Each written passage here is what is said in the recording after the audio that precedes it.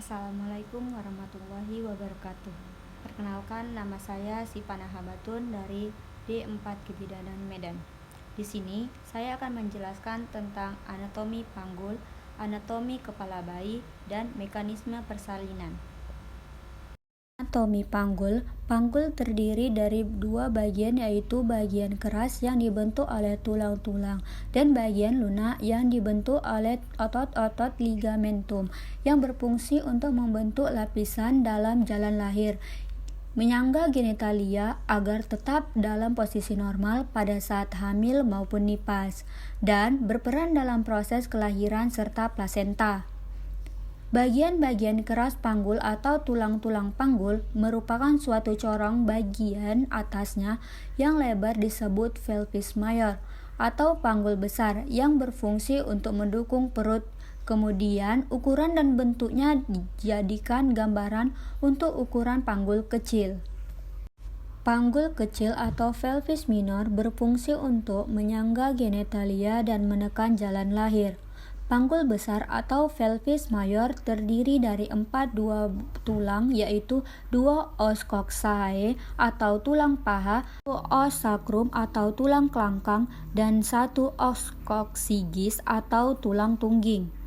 Tulang pangkal paha terdiri dari 3 buah tulang yang saling berhubungan satu sama lain, yaitu os ilium atau tulang usus, yang kedua os ischium atau tulang duduk, dan yang ketiga adalah os pubis atau tulang kemaluan.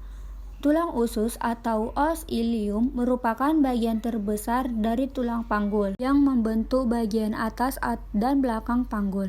Bagian atasnya disebut crista iliaca. Pada tulang usus terdapat satu jalur atau lajur yang membatasi antara panggul besar dan panggul kecil yang disebut linea innominata. Yang kedua, tulang duduk atau os ischium terletak di sebelah bawah tulang usus. Bagian belakang tulang duduk terdapat duri yang disebut spina ischiadica. Di bagian bawah spina ischiadica terdapat cekungan yang disebut insula ischiadica minor, dan bagian bawah tulang duduk sangatlah tebal. Inilah yang mendukung peregangan kita saat duduk disebut tuber ischiadicum. Kemudian tulang kemaluan atau os pubis. Tulang kemaluan terletak di bagian bawah depan tulang usus. Tulang duduk membatasi sebuah tulang yang disebut foramen obturatum.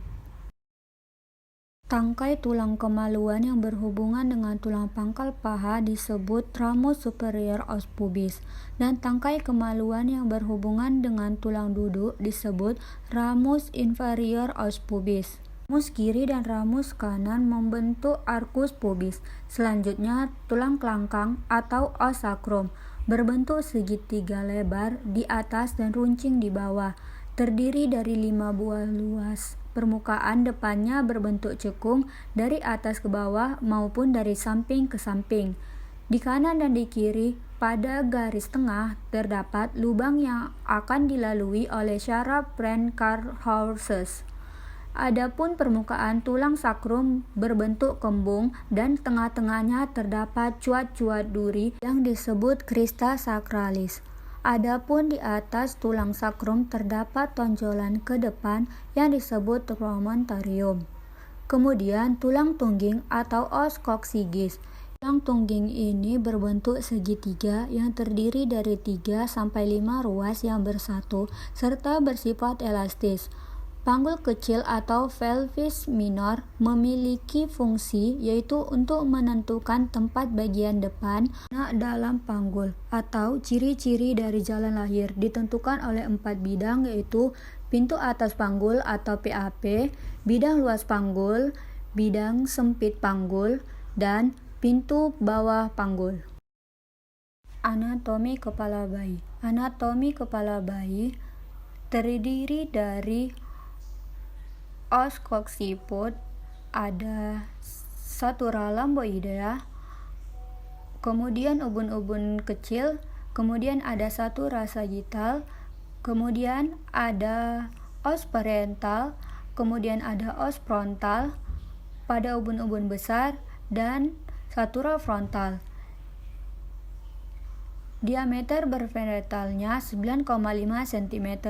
Selanjutnya yaitu gerakan-gerakan utama dari mekanisme persalinan adalah yang pertama, penurunan kepala, fleksi rotasi dalam atau putaran paksi dalam, kemudian ada ekstensi, kemudian ada rotasi luar atau putaran paksi luar, kemudian ada ekspulsi. Persalinan normal yang pertama yaitu penurunan kepala. Pada primigravida, masuknya kepala ke dalam pintu atas panggul biasanya sudah terjadi pada bulan terakhir dari kehamilan, tetapi pada multigravida biasanya baru terjadi pada permulaan persalinan. Ini diakibatkan oleh kekuatan kontraksi rahim, kekuatan mengejan dari ibu, dan gaya berat ibu berdiri tegap. Masuknya kepala ke dalam PAP biasanya dengan sutura sagital melintang dan dengan fleksi yang ringan. Masuknya kepala dalam keadaan sinklinismus atau asinklinismus anterior atau posterior. Yang kedua yaitu fleksi. Fleksi ini disebabkan karena anak didorong maju dan sebaliknya, mendapat tahanan dari serviks, dinding panggul, atau dasar panggul. Akibat dari tekanan ini terjadilah fleksi. Pada pergerakan ini dagu di bawah lebih dekat ke arah dada janin, sehingga ubun-ubun kecil lebih rendah dari ubun-ubun besar. Dengan adanya fleksi, diameter suboccipito-bregmatica 9,5 cm. Gantikan diameter suboccipito-frontalis yaitu 11 cm. Ketiga yaitu rotasi dalam atau putaran paksi dalam. Putaran paksi dalam adalah pemutaran dari bagian depan sedemikian rupa sehingga bagian terendah dari bagian depan janin memutar ke depan ke bawah simfisis. Rotasi dalam penting untuk menyelesaikan persalinan, karena rotasi dalam merupakan suatu hal untuk menyesuaikan posisi kepala dengan bentuk jalan lahir, khususnya bidang tengah dan pintu bawah panggul. Yang keempat yaitu ekstensi. Sesudah kepala janin sampai di dasar panggul dan ubun-ubun kecil berada di bawah simfisis, maka terjadilah ekstensi dari kepala janin. Ini disebabkan karena sumbu jalan lahir pada pintu bawah panggul mengarah ke depan dan ke atas, sehingga kepala harus mengadakan ekstensif untuk melewatinya. Suboccipito yang tertahan pada pinggir bawah simfisis akan menjadi pusat pemutaran atau homunculus. Maka lahirlah berturut-turut pada pinggir atas premium, ubun-ubun besar, dahi, hidung, mulut, dan dagu bayi dengan gerakan ekstensi. Yang kelima yaitu rotasi luar atau putaran paksi luar. Kepala yang sudah lahir selanjutnya mengalami substitusi, yaitu kepala bayi memutar kembali ke arah punggung anak untuk menghilangkan torsi pada leher yang terjadi karena putaran paksi dalam. Bahu mengalami putaran dalam di mana ukuran bahu atau diameter biakrominal menempatkan diri dalam diameter anteroposterior dari PBP. Yang keenam yaitu ekspulsi. Setelah putaran paksi luar depan sampai di bawah simfisis dan menjadi hipomoklion untuk kelahiran bahu belakang. Dengan kontraksi yang efektif, fleksi kepala yang adekuat, dan janin dengan ukuran yang rata-rata, sebagian besar oksiput yang posisinya posterior berputar cepat segera setelah mencapai dasar panggul. Sekianlah yang bisa saya sampaikan. Bila ada kata yang salah mohon dimaafkan. Saya akhiri dengan Assalamualaikum warahmatullahi wabarakatuh.